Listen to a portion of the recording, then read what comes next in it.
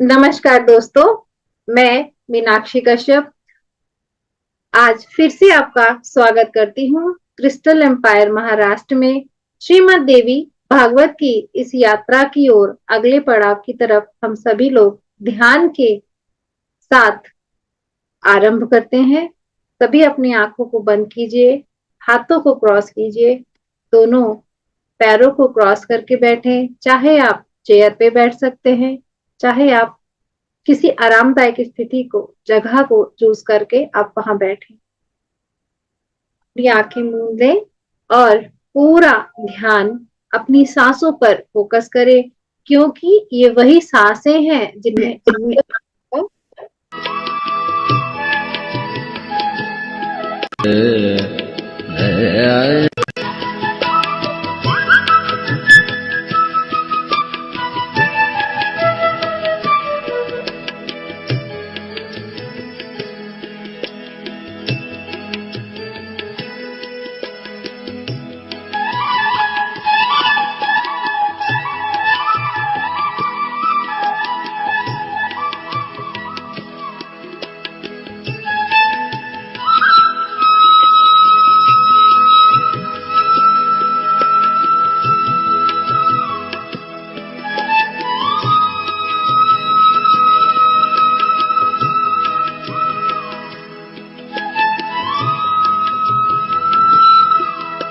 मैं से अनुसंधान होकर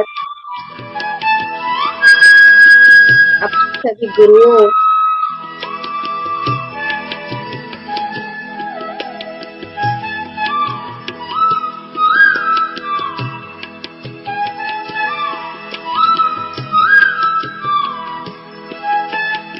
अपने ईस्ट माता पिता सभी को प्रणाम करते हुए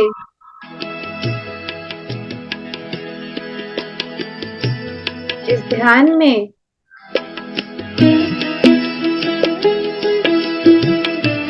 शक्ति को, ब्रह्मांडीय ऊर्जा को, मूल चैतन्य शक्ति को अपने ब्रह्मरंध्र से ग्रहण करते हुए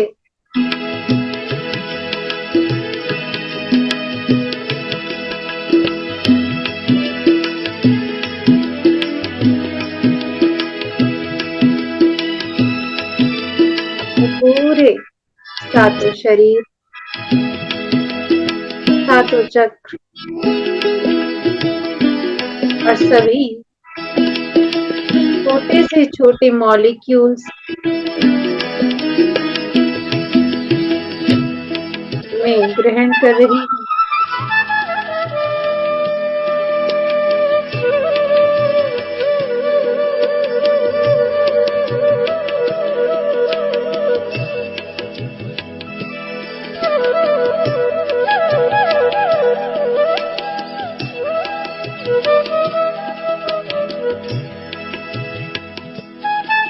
ऊर्जा का अनुभव अपने पूरे भौतिक शरीर में महसूस करें।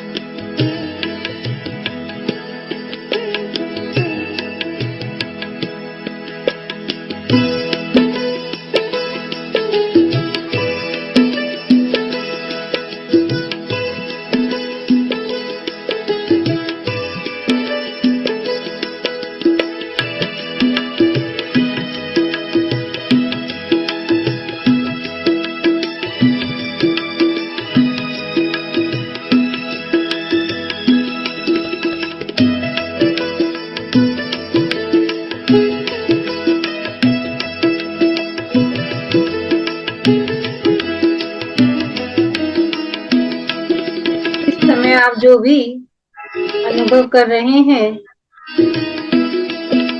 वह शक्ति स्वरूप ही है। इसको धारण करें।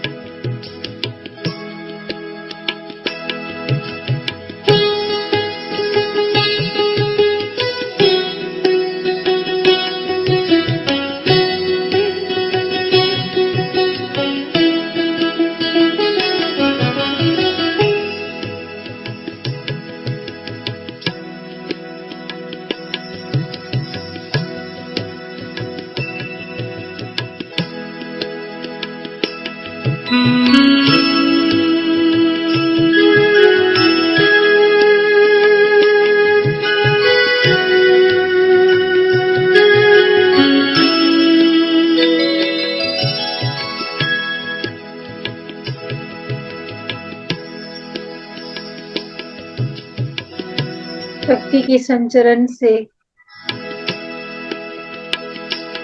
आपका पूरा शरीर वाइब्रेट हो रहा है।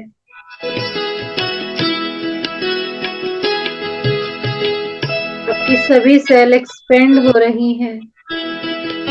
दिव्य ऊर्जा फिल हो चुकी है।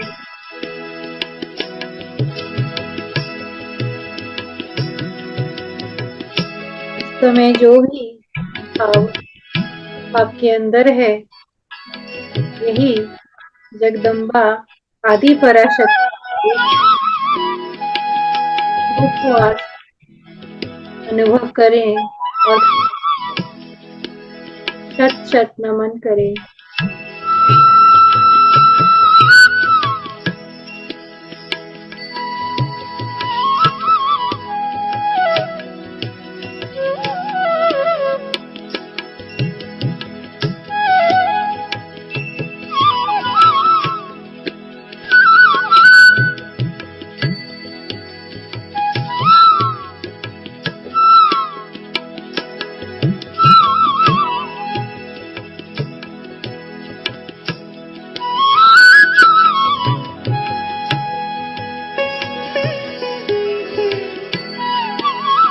स्वयं आपके अंदर है।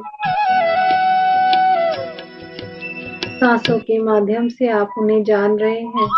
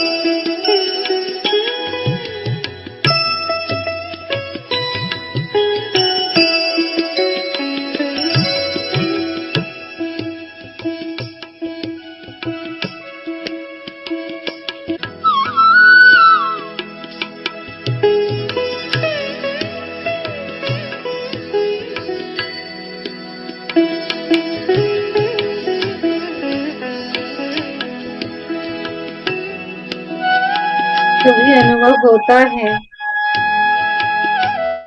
उसे होने दें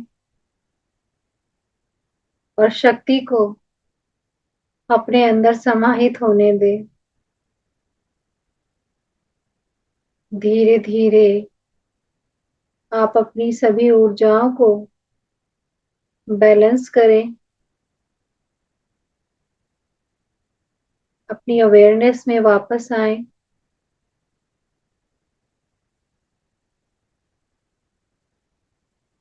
पैरों की उंगलियों को हिलाएं। दोनों हाथों को रगड़ें। अपने आंखों पर रखें और इस दिव्य ध्यान से बाहर आए। धीरे धीरे आंखें खोलें।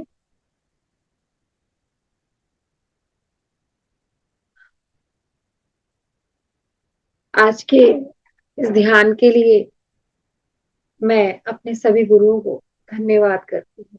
Thank you. Thank you. चलिए दोस्तों, हम यात्रा की ओर आगे बढ़ते हैं। तो हमने कल के क्लास में यह जाना था कि कैसे व्यास जी अब जान कर बुद्ध की उत्पत्ति के विषय में हमने कल यह जाना था। तो आगे बढ़ते हैं। आज है 12वां अध्याय। राजा सुदुम्न की ईला नामक स्त्री के रूप में परिणति, परिणति आधारित विवाह, ईला का बुध से विवाह और पूर्व की उत्पत्ति। भगवती की स्तुति करने से पहले ईला रूपी धारी राजा सुदुम्न की सायुज्य मुक्ति। मित्रों, हमने पहले ये जाना था कि ईला की उत्पत्ति कैसे हुई थी। ईला वह रेवती नक्षत्र था जो नीचे गिर गया था और वहां पर जो हम कृष्ण देवपायन ऋषि थे, जब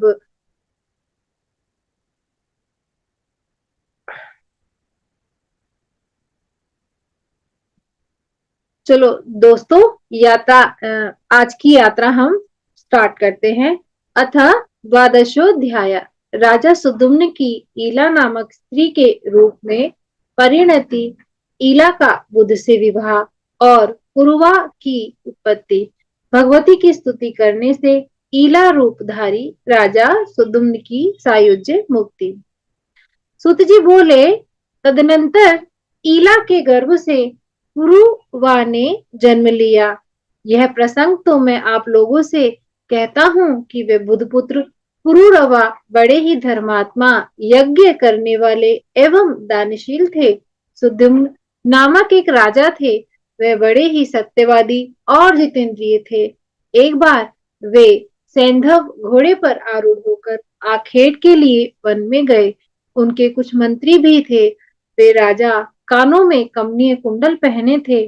आजगव नामक धनुष तथा बाणों से भरा अद्भुत तरकश धारण करके उस वन में भ्रमण करते हुए रुरु मृग, हिरण, खरगोश, सुअर, गैंडों, गवय, सांभर, भैंसों, वन मुर्गों को मारते हुए यज्ञोपयोगी अनेक वन पशुओं का वध करते हुए राजा सुद्युम्न कुमार नामक वन में प्रविष्ट हुए। वह दिव्य वन सुमेरु पर्वत के निचले भाग में था, जो सुंदर मंदार वृक्षों से सुशोभित था। वहां अशोक वृक्ष की लताएं फैली हुई थी तथा मौल सिरी की सुगंधी उसे सुरभित कर रही थी। वह वन साल, ताड़, तमाल, चंपा, कटहल, आम, कदम और महुए के पेड़ों से सुशोभित था। जहां तहां माधवी लता मंडप के समान छाई हुई थी। उस वन में दाडिम, नारियल तथा केले के वृक्ष भी शोभित हो रहे थे और वह वन जूही, मालती तथा कुंद की पुष्पित लताओं से चारों ओर से घिरा हुआ था। वहां हंस और बतख विचरण कर रहे थे। बांस एक दूसरे से रगड़ खाने के लिए कारण हवा में मधुर ध्वनि उत्पन्न कर रहे थे तथा कहीं भ्रमरों की मधुर गुंजार वन प्रांत को गुंजित कर रही थी। इस प्रकार वह वन सब प्रकार से सुखदायक था। कोयलों की ध्वनि से मंडित तथा पुष्पों से युक्त वृक्षों को देखकर अनुचरों के साथ राजा सुद्युम्न अत्यंत प्रसन्न हुए। राजा सुद्युम्न के वहां प्रवेश होने से उसी क्षण वे स्त्री के रूप में प्रणीत हो गए। वहां उनका घोड़ा भी घोड़ी के रूप में परिवर्तित हो गया। इससे वे राजा चिंता में पड़ गए। वे मन में सोचने लगे, यह क्या हो गया। चिंता से व्याकुल वे राजा सुद्युम्न बार बार सोचते हुए बहुत ही दुखित तथा लज्जित हुए। उन्होंने सोचा, अब मैं क्या करूं। स्त्रीत्व भाव से युक्त मैं घर कैसे जाऊं। मैं अब कैसे राज्य का संचालन करूंगा। मैं इस प्रकार किससे ठगा गया। ऋषिगण बोले, लोमहर्षण सूत जी, आपने ये बड़ी आश्चर्यजनक बात कही। देवता के समान तेजस्वी राजा सुद्युम्न स्त्रीत्व को प्राप्त हो गए। इसका क्या कारण है, उसे भी बताइए। उस रमणीय वन में राजा ने ऐसा कौन सा कार्य किया। ये सुव्रत आप विस्तार पूर्वक हमें बताइए। सुत जी बोले, एक समय की बात है। सनकादिक ऋषिगण अपने तेज से दसों दिशाओं को प्रकाशित करते हुए शंकर जी के दर्शन करने के लिए वहां गए थे। उस समय महादेव शिव पार्वती के साथ विहार कर रहे थे। इसी बीच उन सनकादिक ऋषियों को वहां देखकर पार्वती अत्यंत लज्जित हो गई और अति माननीय पार्वती कांपती हुई लज्जित होकर अलग खड़ी हो गई। सनकादिक मुनि भी शिव एवं पार्वती को विहार करते देख वहां से तत्काल लौटकर नर नारायण के आश्रम पर चले गए। भगवान शिव अपनी प्रिया पत्नी को लज्जित देखकर कहने लगे, तुम इस प्रकार लज्जित क्यों हो रही हो? तुम्हारे सुख का उपाय मैं अभी करता हूँ। हे वरानने, आज से जो कोई पुरुष इस वन में भूल से भी आएगा वह स्त्री हो जाएगा। उन शिवजी ने वन को ऐसा शाप दे दिया, जो लोग जानते हैं वे दोषपूर्ण वन का पूर्णतः परित्याग कर देते हैं। वे सुद्युम्न भी अज्ञानवश सचिवों के साथ उस वन में चले गए, जिससे वे अपने सचिव आदि सहित फ्री हो गए। इसमें शंका का कोई कारण नहीं है। चिंताकुल होने के कारण राजा सुद्युम्न लज्जावश घर नहीं गए और वन प्रदेश से बाहर इधर उधर घूमने लगे। स्त्रीत्व प्राप्त होने पर उन महात्मा का नाम ईला पड़ गया। इस प्रकार स्त्री रूप में घूमते हुए एक दिन चंद्रमा के युवा पुत्र से उनकी भेंट हो गई। अनेक स्त्रियों के साथ भ्रमण करती हुई उस हाव भावमय युवती रमणी को देखकर चंद्रमा के पुत्र भगवान बुद्ध भी उस पर मोहित हो गए। वह रमणी भी उन चंद्रपुत्र को देखकर चंद्रपुत्र बुद्ध को अपना पति बनाने के लिए आकुल हो उठी। इस प्रकार परस्पर अनुराग के कारण कुछ दिनों में उन दोनों का संयोग हो गया। उस चंद्रमा पुत्र बुद्ध ने ईला के घर से पुरुरवा नामक श्रेष्ठ चक्रवर्ती पुत्र को जन्म दिया। पुत्र को जन्म देकर वह ईला वन में ही रहने लगी तथा चिंतातुर हो उसने अपने कुलाचार्य मुनि श्रेष्ठ वशिष्ठ जी का स्मरण किया। ईला के स्मरण करते ही वशिष्ठ जी वहां आए। सुदुम्न की यह दशा देखकर उन्हें बड़ी दया आई। तब उन्होंने समस्त लोगों का कल्याण करने वाले महादेव को प्रसन्न किया। वशिष्ठ जी पर प्रसन्न होकर भगवान शंकर ने उन्हें मनोभिलक्षित वर प्रदान किया। वशिष्ठ जी ने प्रिय राजा सुद्युम्न के पुनः पुरुष होने के लिए प्रार्थना करी, यानी कि जो ईला स्त्री रूप में थी अब उनको पुनः सुद्युम्न बनाने के लिए उन्होंने प्रार्थना की। तो दोस्तों यहाँ पर आपने देखा कि कैसे सुद्युम्न ने भी अपने गुरु वशिष्ठ जी के द्वारा ही अपने आप को शाप मुक्ति प्राप्त करने के लिए आवाहन किया। शिवजी ने अपना वचन सत्य करते हुए कहा, हे ऋषि, आज से राजा सुद्युम्न 1 मास पुरुष और 1 मास स्त्री बने रहेंगे। इस प्रकार वरदान पाकर राजा सुद्युम्न पुनः अपने घर आ गए और धर्मात्मा वहां वशिष्ठ जी की कृपा से कार्य करने लगे। जब वे स्त्री रूप में रहते तब वे अंतःपुर में रहते और जब वे पुरुष रूप में रहते तब राज्य करते थे, परंतु इस कारण उनकी प्रजा उनसे उद्विग्न होकर राजा के रूप में उनका अभिनंदन नहीं करती थी। कुछ समय बाद राजकुमार पुरुरवा युवक हो गया और राजा सुद्युम्न उसे प्रतिष्ठानपुर का राज्य सौंपकर वन में चले गए।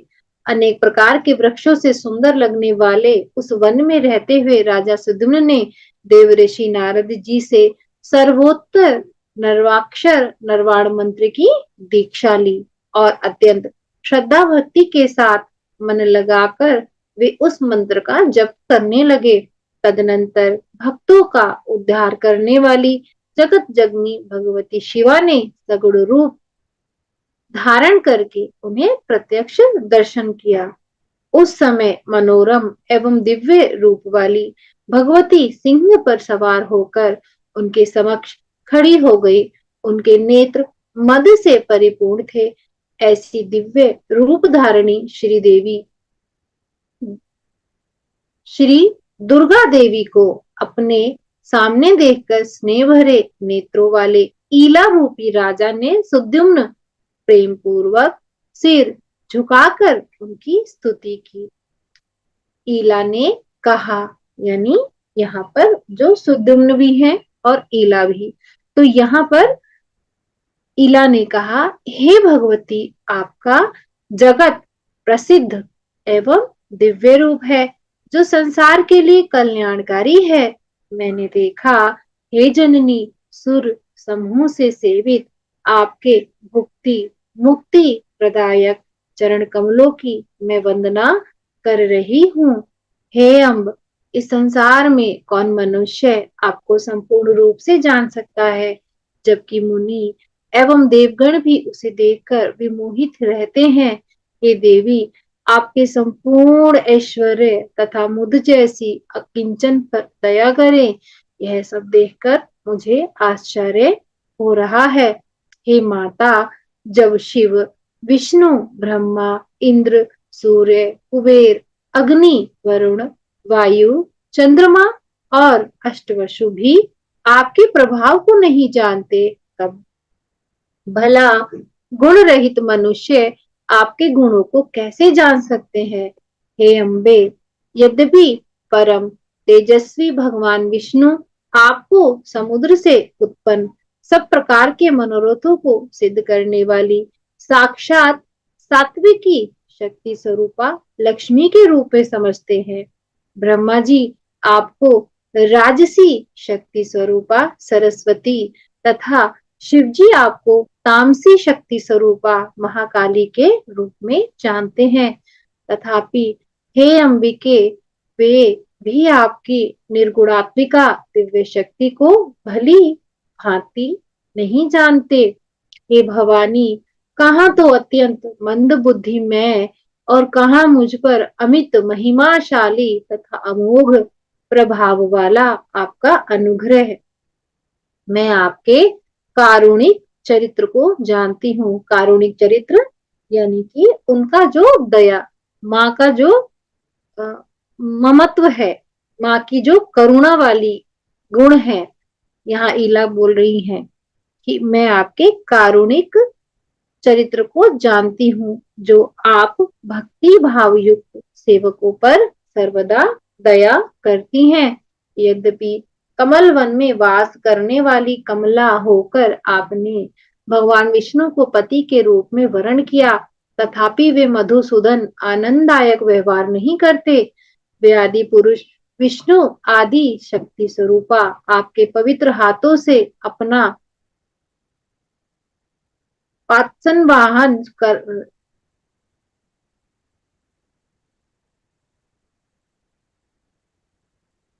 वे आदि पुरुष विष्णु आदि शक्ति स्वरूपा आपके पवित्र हाथों से अपना पाद्य संवाहन कराकर अपने चरणों को शुभ एवं पवित्र करते हैं।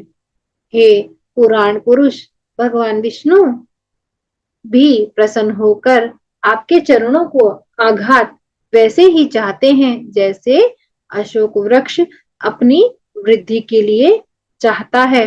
हे सुंदरी चरित्र वाली देवी, आप विष्णु के विशाल शांत भूषणों से विभूषित वक्षस्थली शैया पर सर्वदा निवास करती हैं। उस समय ऐसा जान पड़ता है मानो सुंदर श्याम मेघ में बिजली चमक रही हो।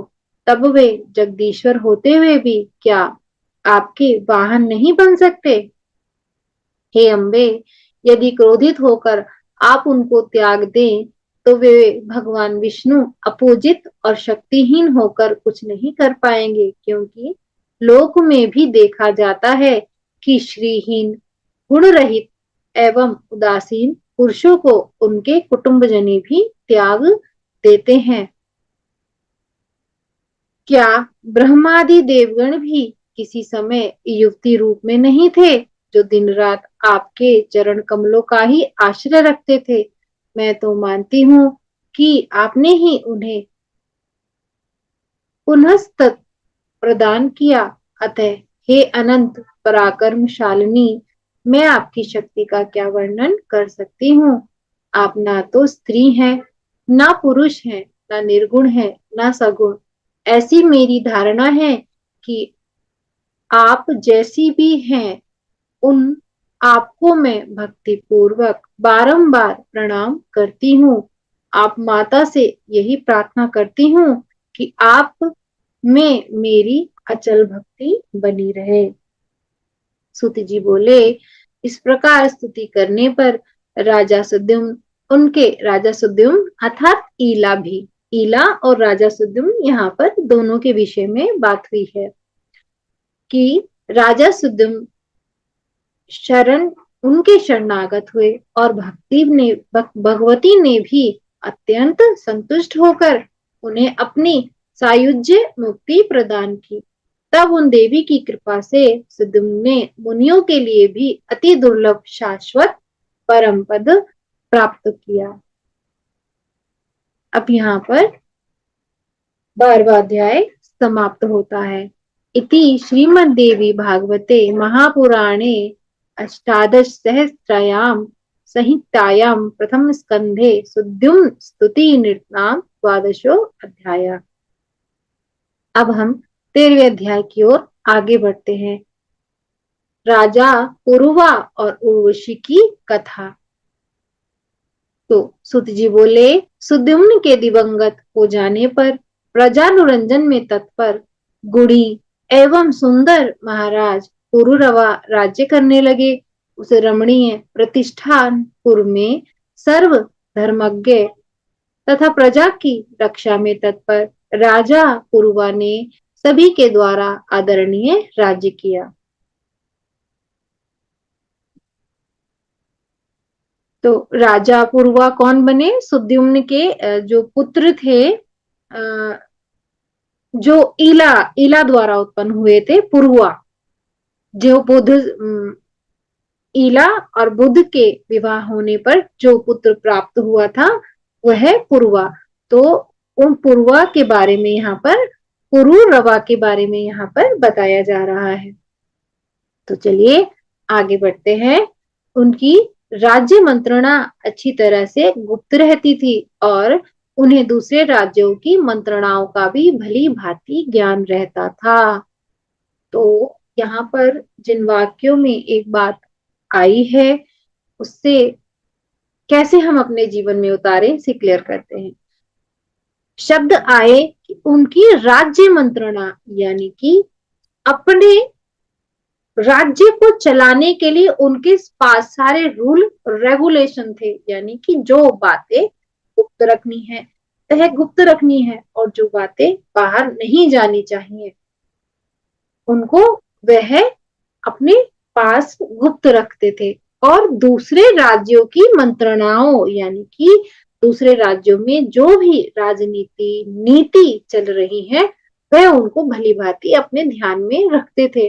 तो किसी भी राजा के लिए या किसी भी बिजनेसमैन हुआ या जो भी कोई अपनी सत्ता चला रहा है उनके लिए बहुत ही सुयोग्य बात है कि अपने कोई भी गुप्त बातें उनको किसी से ना शेयर करें और आप दूसरे क्या कर रहे हैं उसे जानने में, अगर आप उनको जानते हैं तो आप एक उत्तम राजा बन सकते हैं और आप एक उत्तम व्यवसायिक बन सकते हैं।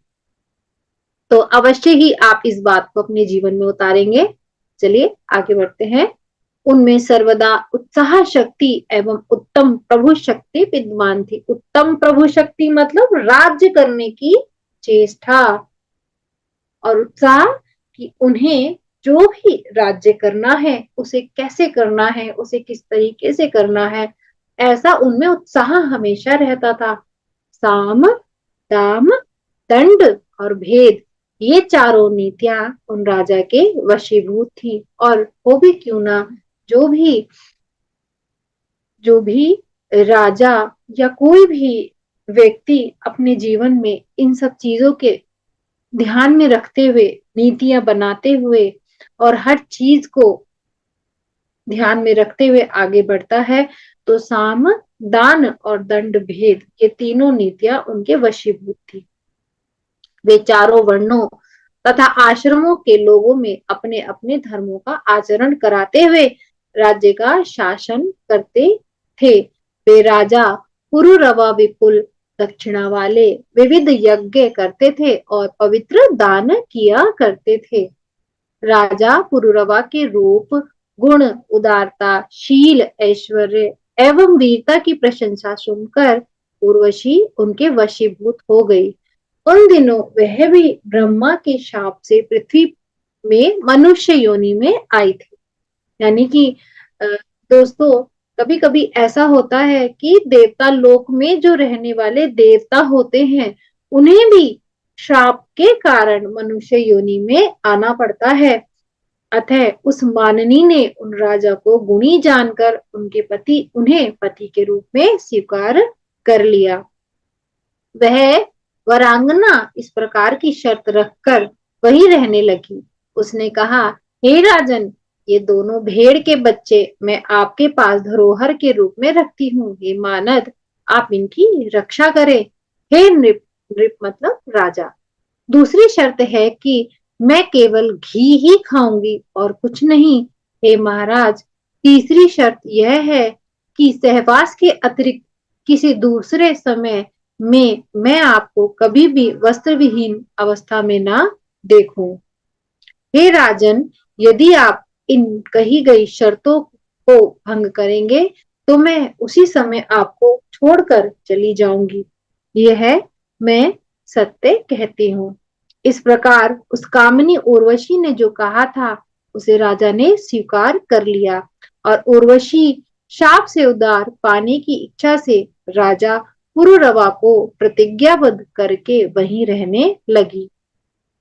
क्योंकि देवलोक से नीचे उतरी उर्वशी को भी एक स्थान चाहिए था जहां पर वह अपनी मनुष्य योनि के उन सभी समय को व्यतीत कर सके। तो वह राजा पुरुरवा के यहाँ पर रहने लगी।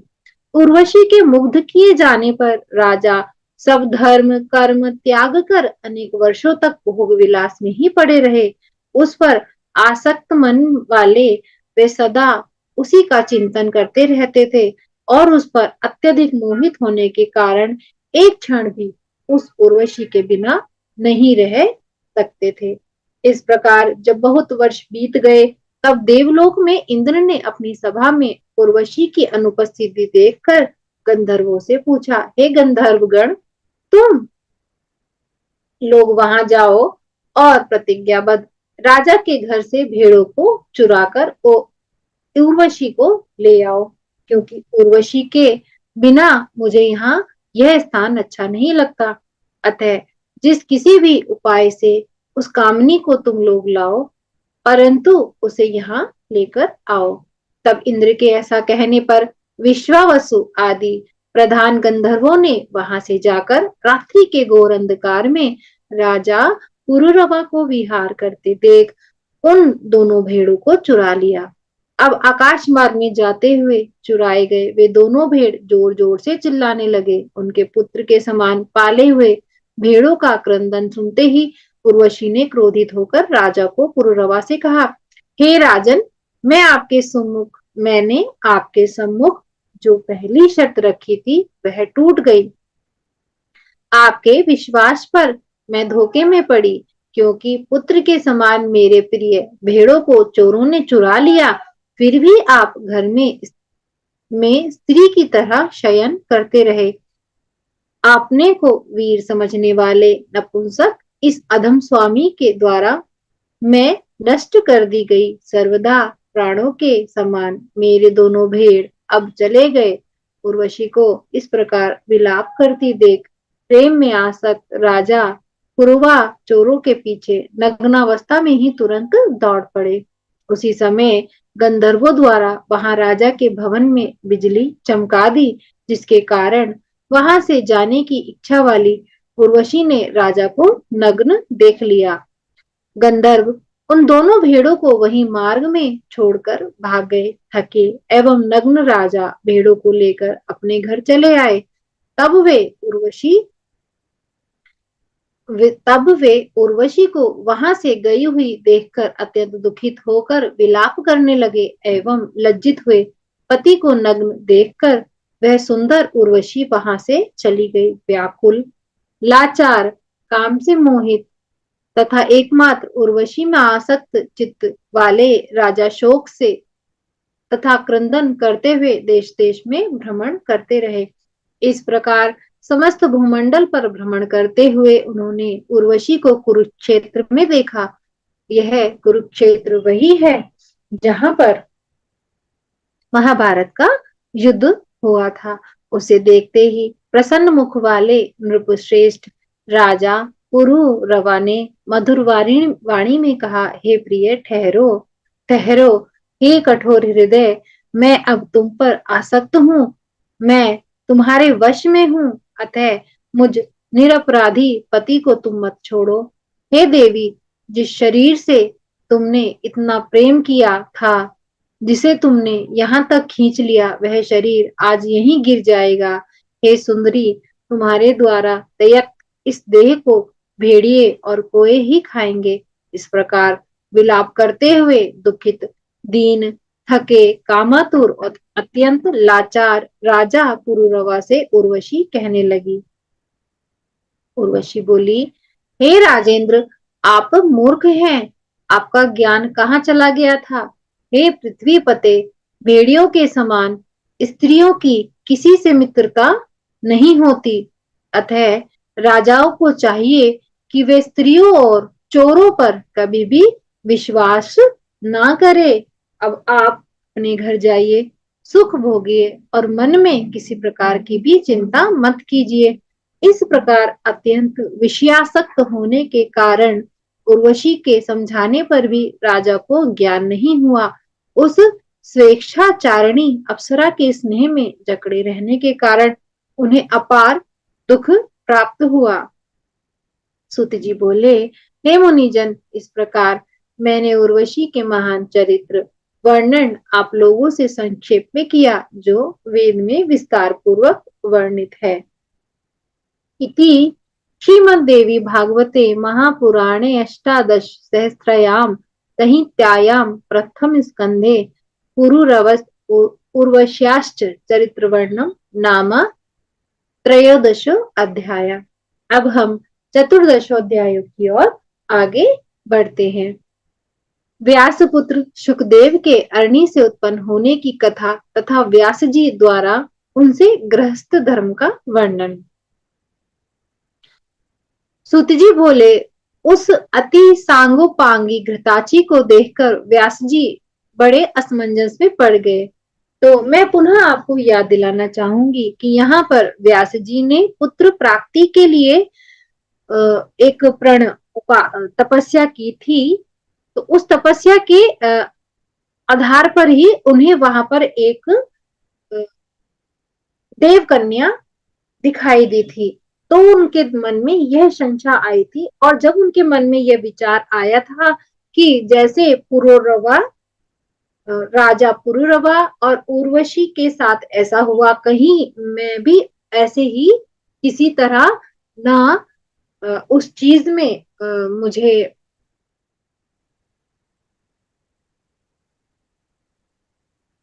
तो दोस्तों, मैं यहाँ आपको यह बात बताना चाहूंगी कि वहां पर व्यास जी को यही बात जब स्मरण आई थी कि पुरुरवा और उर्वशी के साथ ऐसा जो भी हुआ था, कहीं वो मेरे साथ ना हो, तो वे उसी दुविधा में थे। उस दुविधा के बीच में ही यहाँ पुरुरवा और उर्वशी जी की कथा आई। तो अब आगे बढ़ते हैं। सूत जी ने बोले, उस सुंदरी अति पांगी घृताची को देखकर व्यास जी बड़े असमंजस में पड़े और सोचने लगे कि यह देवकन्या अप्सरा मेरे योग्य है या नहीं है, अतः अब मैं क्या करूं। यह अप्सरा भी व्यास जी को चिंतित होकर देखकर भयभीत हो गई कि कहीं ये मुझे श्राप ना दे दे। तत्पश्चात भय से व्याकुल वह अप्सरा एक शुकी का रूप धारण करके उड़ गई। शुकी मतलब मैना। व्यास जी उसे पक्षी के रूप में देखकर बहुत ही आश्चर्य में पड़ गए। उसे देखने मात्र से ही व्यास जी के शरीर में काम का संचार हो आया और प्रत्यंग में काम प्रवेश हो जाने के कारण उनका मन अत्यंत विस्मय में पड़ गया। बड़ी धीरता के साथ उन्होंने मन को रोकने की चेष्टा करते हुए भी उस चंचल मन को वे व्यास मुनि वश में करने में समर्थ नहीं हुए।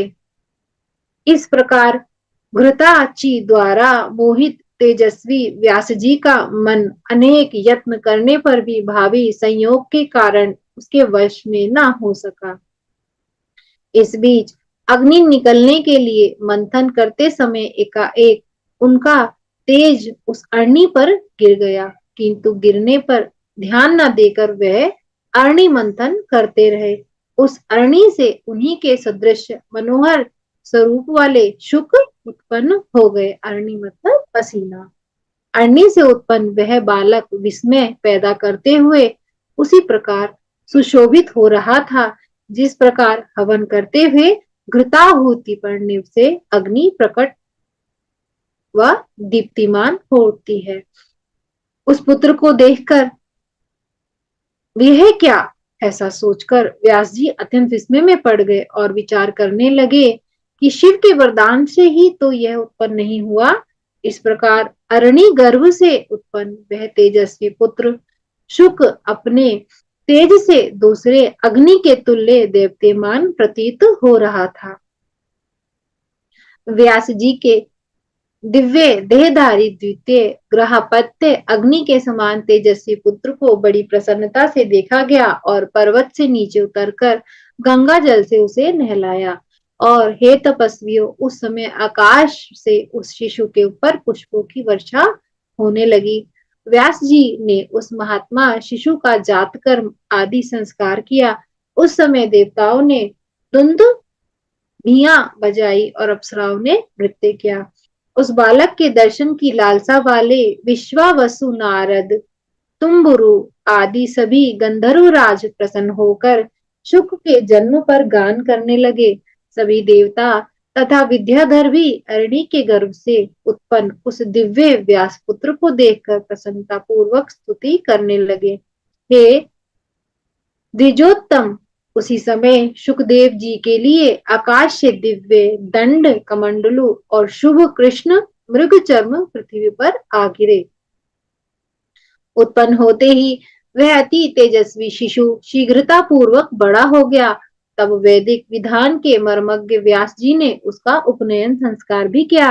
उत्पन्न होते ही रहस्यों तथा संग्रहों सहित सभी वेद उन महात्माओं के समक्ष वैसे ही उपस्थित हो गए जैसे उसके पिता व्यास जी में विद्यमान थे। अरणी मंथन के समय मुनि श्रेष्ठ व्यास जी ने घृताची अप्सरा को शुकी के रूप में देखा था, इसलिए उन्होंने इस बालक का नाम शुक रख दिया। आशा है मित्रों आप इन सभी बातों को समझ रहे होंगे।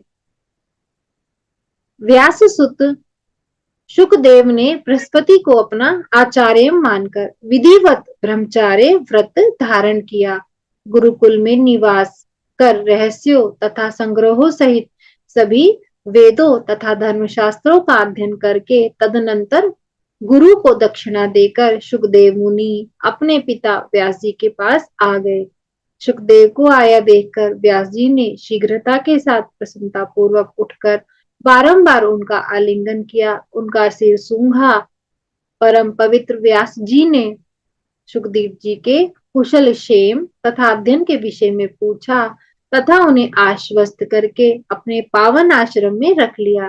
तत्पश्चात व्यास जी सुखदेव जी विवाह के विषय में सोचने लगे। एक दिन परम तेजस्वी व्यास जी ने सुखदेव जी से किसी सुंदर मुनि कन्या की चर्चा की। उन्होंने अपने पुत्र सुखदेव से कहा, हे पवित्रात्मन, तुमने वेद तथा धर्मशास्त्रों का अध्ययन कर लिया, अतः हे महामते, अब तुम विवाह कर लो और गृहस्थ आश्रम में रहकर देवताओं और पितरों का यजन करो। हे पुत्रो, तुम हे पुत्र, तुम सुंदर स्त्री को स्वीकार कर मुझे भी ऋण मुक्त कर दो। अपुत्र की गति नहीं होती और उसे स्वर्ग कदापि नहीं मिलता, इसलिए हे महाभाग पुत्र, अब तुम गृहस्थाश्रम में प्रवेश करो। हे शुक, हे पुत्र, गृहस्थी बसाकर मुझे भी आनंदित करो। ऐसा करके हे महामते, हे पुत्र, तुम मेरी महान आशा को परिपूर्ण करो। हे शुक, कठिन तपस्या करके मैंने तुम्हारे जैसा अयोनिज पुत्र पाया है। अयोनिज पुत्र मतलब जिस भी बच्चे का जन्म गर्भ योनि से नहीं हुआ होता वह अयोनिज कहा जाता है। तो यहाँ पर जब व्यास जी शुकी को देखकर कामासक्त हो गए थे और उस समय जो भी उस ऊर्जा से जो भी पुत्र उत्पन्न हुआ वह अयोनिज पुत्र कहा गया। तो यहाँ पर व्यास जी उसी के बारे में बता रहे हैं। हे महाप्राज्ञ, तुम देवता रूप हो, अतः मुझ पिता की रक्षा करो। सूत जी बोले, हे ऋषियों, ऐसा कहने वाले व्यास जी के पास उपस्थित विरक्त सुखदेव जी ने गृहस्थ आश्रम में अनुरक्त अपने पिता से कहा। सुखदेव जी बोले, हे महामते, हे धर्मज्ञ, हे वेद व्यास, आप क्या कह रहे हैं? मुझ शिष्य को आप तत्व ज्ञान का उपदेश दे, मैं आपकी आज्ञा का पालन करूंगा।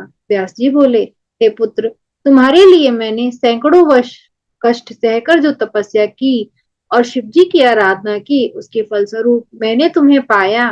किसी राजा से मांगकर मैं तुम्हें प्रचुर धन दूंगा। हे महाप्राज्ञ, तुम श्रेष्ठ यौवन प्राप्त करके सुख का उपभोग करो।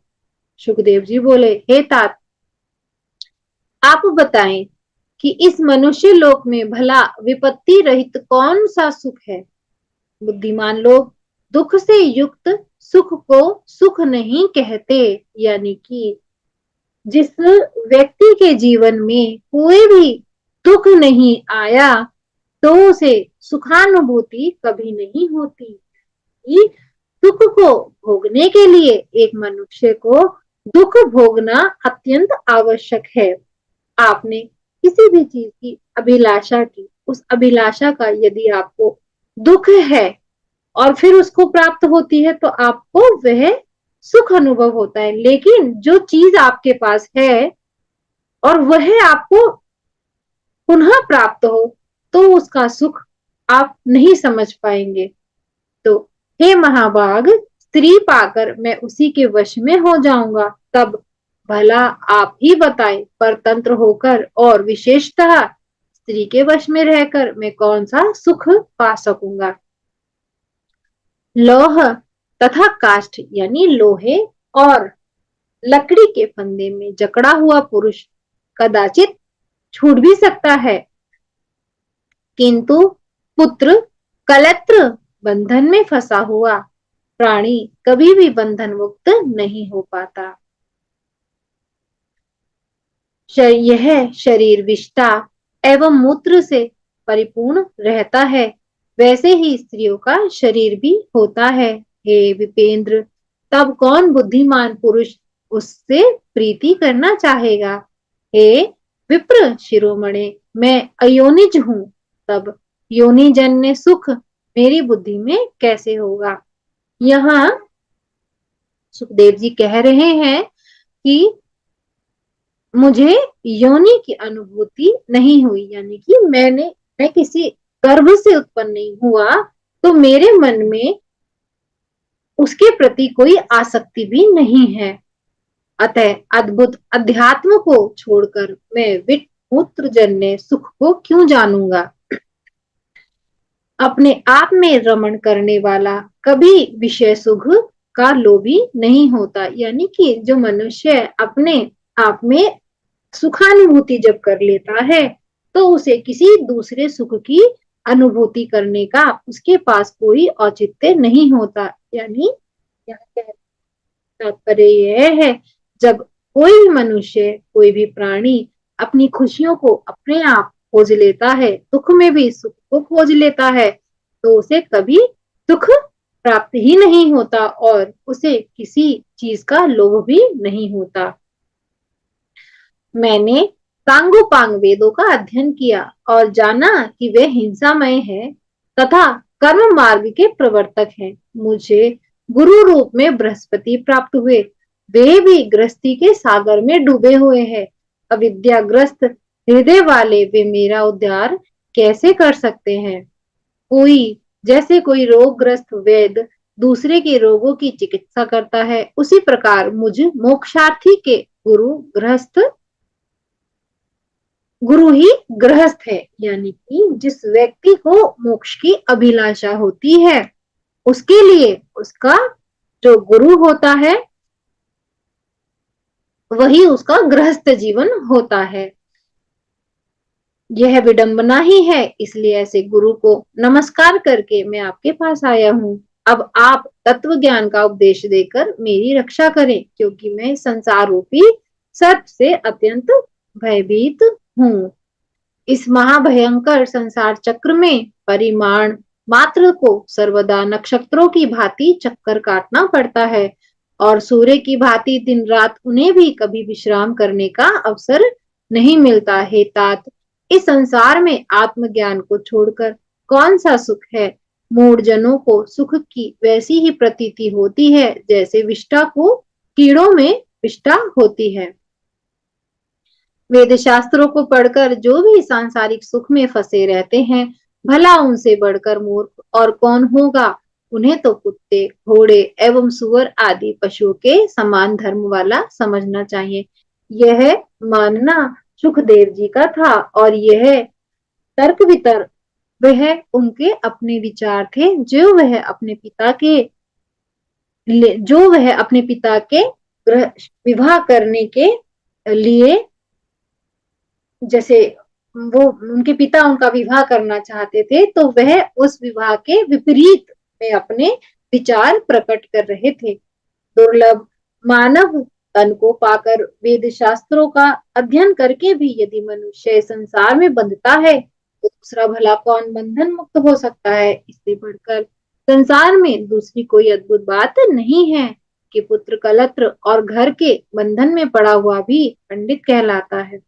जो मनुष्य इस संसार में माया के सत्व रज तम रूपी तीनों गुणों से बांधा नहीं जाता वही विद्वान, बुद्धिमान एवं शास्त्र में पारंगत है। दृढ़ बंधन में डालने वाले व्यर्थ विद्याध्ययन से क्या लाभ? उसी को अध्ययन करना चाहिए जो शीघ्र ही भव बंधन मुक्त कर दे। पुरुष को बंधन में जकड़ लेने के कारण उसे गृह कहा गया है। अतः ऐसे बंधन रूप घर में सुख कहाँ है पिताजी? मैं तो बहुत भयभीत हूँ। जो ज्ञानी मंद बुद्धि तथा भागे मनुष्य हैं वे ही मानव जन्म पाकर भी पुनः बंधन में पड़ जाते हैं। तो व्यास जी उन्हें क्या समझाते हैं, अब आगे चलते हैं इस कथा की ओर। इतना सब सुनने के बाद व्यास जी उनसे बोले, गृह बंधनगार नहीं है, यानी कि जो आपका घर है वह कोई बंधन नहीं है और न बंधन का कारण है और ना ही वो आपके बंधन का कारण है। जो मन से बंधन मुक्त है वह गृहस्थाश्रम में रहते हुए भी मुक्त हो जाता है।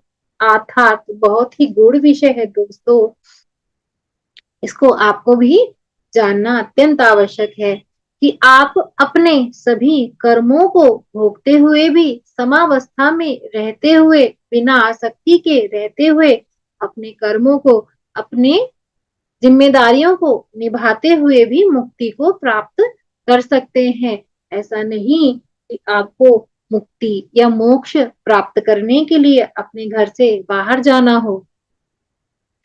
तो आगे चलते हैं।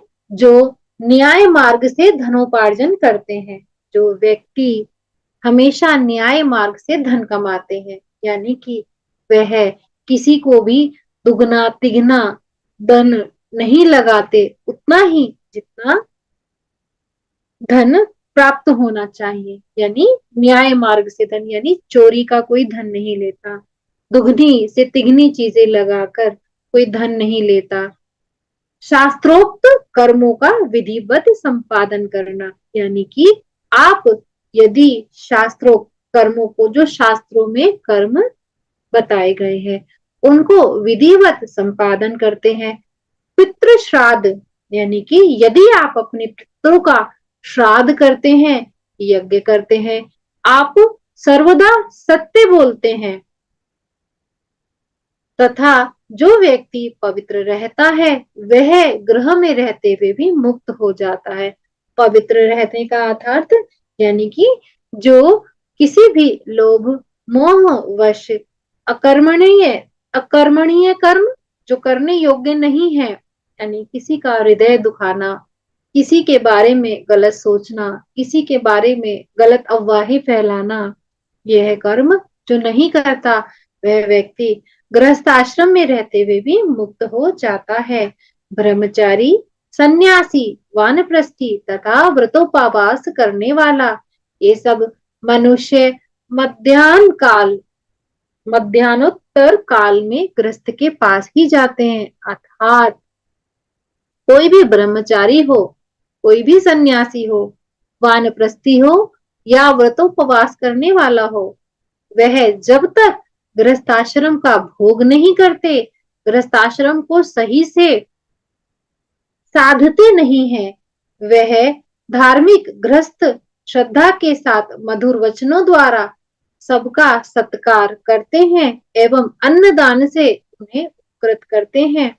गृहस्थ आश्रम से बढ़कर कोई दूसरा आश्रम देखा या सुना नहीं गया। वशिष्ठ आदि आचार्यों और तत्वज्ञानियों ने इसका भी आश्रय लिया। अर्थात देखिए, अभी जब उर्वशी को भी श्राप मिला था तो वह भी क्योंकि वह देवकन्या थी, उन्हें ज्ञात था, तो उन्होंने पहले ही 3 शर्तें रखी, क्योंकि उन्हें अपने जाने का समय निश्चित था। तो कुछ समय के लिए भी वह गृहस्थाश्रम में रहकर देवलोक से पृथ्वीलोक पर उन्होंने गृहस्थाश्रम को ग्रहण किया। तो यहाँ व्यास जी भी यही बात समझाते हुए सुखदेव जी को बताते हैं कि तत्व ज्ञानियों ने भी, यानी कि जिन लोगों को तत्वों का ज्ञान भी है, उन्होंने भी अपनी मुक्ति के लिए गृहस्थ आश्रम का आश्रय ग्रहण किया। हे महाभाग, वेदोक्त कर्म करने वाले गृहस्थ के लिए क्या असाध्य रह जाता है। वह स्वर्ग, मोक्ष अथवा उत्तम कुल में जन्म जो कुछ भी चाहता है उसको वह प्राप्त होता है। यानी जो भी कोई स्त्री पुरुष अपने गृहस्थाश्रम को भोग करते हुए और उसे बहुत अच्छे से साधते हुए कुछ भी वह मांगते हैं, उन्हें वह सब प्राप्त होता है। वह स्वर्ग लोक, मोक्ष अथवा उत्तम कुल में जन्म भी चाहते हैं, उन्हें वह सब उनकी इच्छा पूर्ति होती है, ऐसा धर्मज्ञों ने बताया है। अतः आलस्य रहित होकर गृहस्थ संबंधी कर्मों को संपादित करो। हे धर्मज्ञ पुत्र, देवताओं, पितरों एवं आश्रित जनों को विधिवत संतुष्ट करके, पुत्र उत्पन्न करके, उसे भी गृहस्थ आश्रम में लाकर पुनः गृह त्याग कर वन में जाकर श्रेष्ठ व्रत का आश्रय ग्रहण करो। वह वानप्रस्थ आश्रम पूर्ण करके उसके बाद संन्यास धारण करो।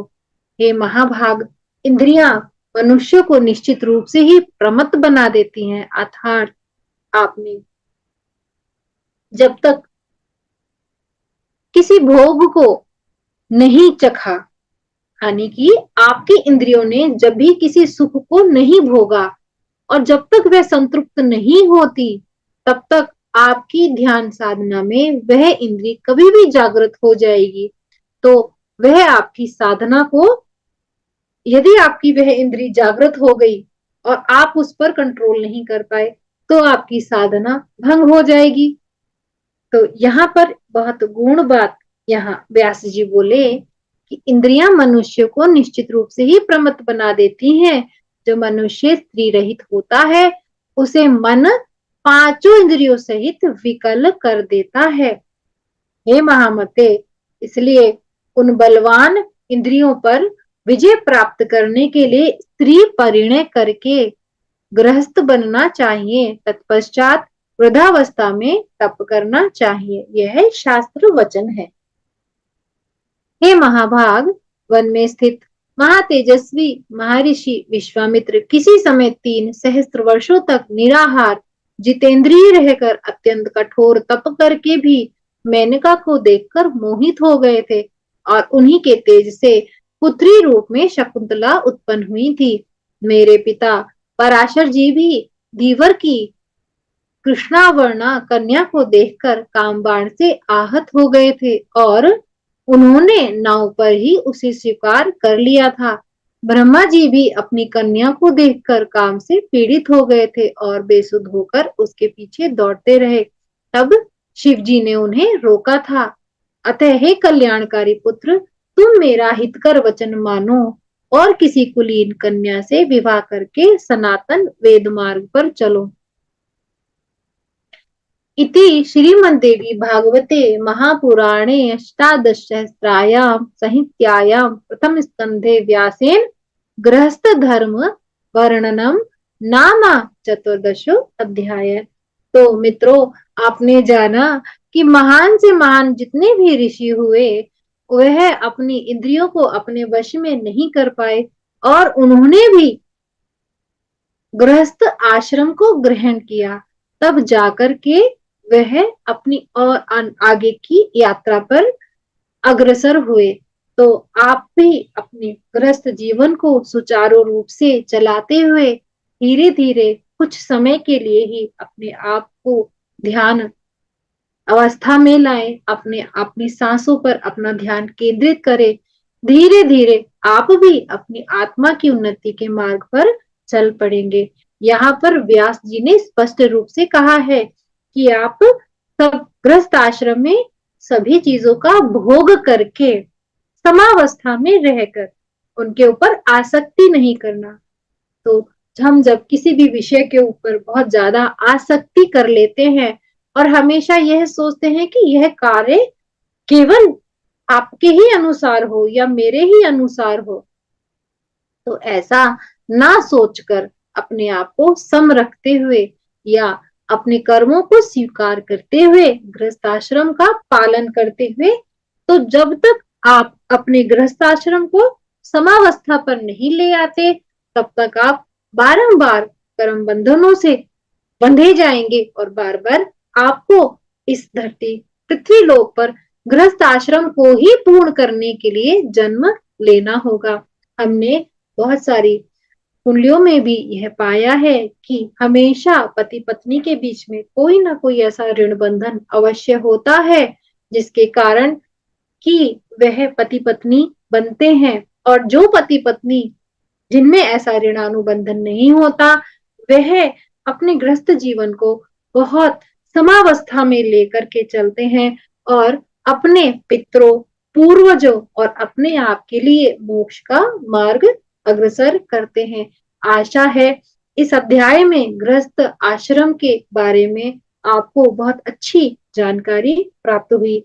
मेरी मन बुद्धियात के कारण जितना मैं आपको समझा पाई, आशा है यह आप अपनी इस बात को आप समझ गए होंगे। अब आगे अपने जीवन में इस बात को उतारें और अपने गृहस्थ जीवन को अच्छे से चलाते हुए अपनी मुक्ति का मार्ग अग्रसर करें।